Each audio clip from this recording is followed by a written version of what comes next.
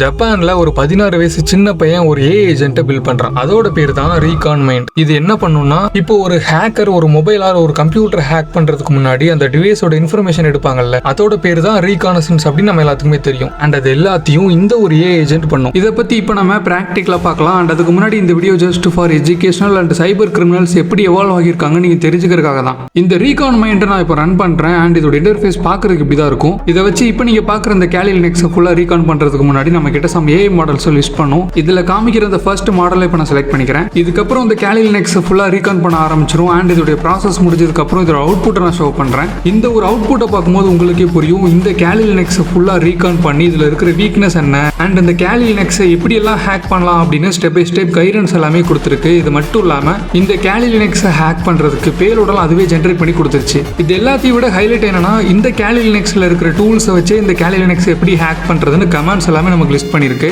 And இதோட இந்த video முடிஞ்சு. அண்ட் மறக்காம நம்மளுடைய டிஸ்கிரிப்ஷன் அண்ட் ஃபர்ஸ்ட் கமெண்ட் மட்டும் செக் பண்ணிட்டு போங்க.